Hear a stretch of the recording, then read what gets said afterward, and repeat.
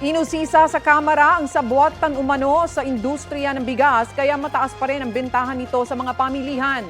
Itinanggi naman ng mga importer ang aligasyong may kartel na nagmamanipula sa presyo ng bigas. Balitang hatid ni Jonathan Andal. Naglalaro sa 40 hanggang 64 pesos ang kada kilo ng imported na bigas sa merkado, depende sa klase. Base sa latest monitoring ng Department of Agriculture, mataas pa rin ang presyong yan kahit pa may oversupply ngayon ng bigas at kahit pa binawasan ng taripa ng 20% simula Hulyo. Kaya hinala ng mga kongresista, may sabwatang nangyayari sa industriya ng bigas. Ang mga bigas natin nasa bodega, hindi nilalabas. Kaya hindi bumababa yung presyo. Naapektuhan yung farmers, wala nangyari sa consumer kasi may sabwatan.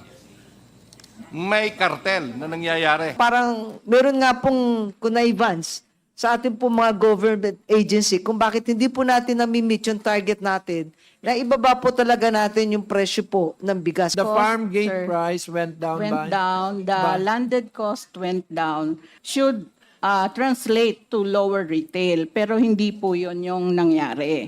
Sa pagdinig ng Quinta Committee ng Kamara, itinanggi ng 10 pinakamalalaking importer ng bigas sa Pilipinas ang aligasyong may kartel umano na nagmamanipula sa presyo ng bigas. Wala kaming cartel, hindi kami nagpa-profiteering.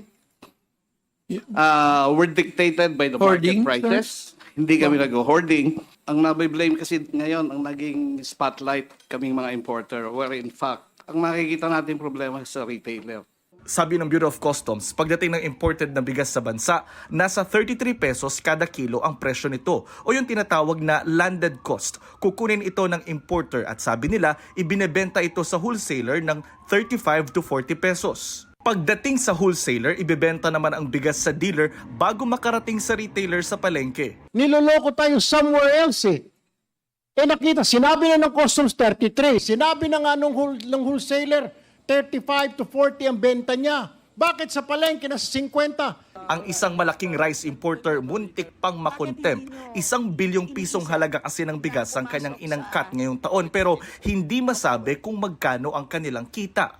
Imposible, sir, na hindi nyo alam kung magkano ang kita nyo. Yung wife ko na po kasi ang nag-compute doon. Maluwag po ang ating detention facility, Mr. Chair. Sabi po ako ng totoo. I think you're lying. Itong pinagtatakahan natin na bakit ang taas-taas ng presyo at walang kinalaman ng importer, hindi ko matanggap yan, Mr. Chair. May I now request AMLA, Mr. Chair, to check the financial records and transactions of all these top importers. Hindi naman masabi ng Department of Agriculture kung may kartel ba sa bigas. I cannot categorically say na meron kasi hindi naman mandato ng DA masabi nun. Jonathan Andal, nagbabalita para sa GMA Integrated News.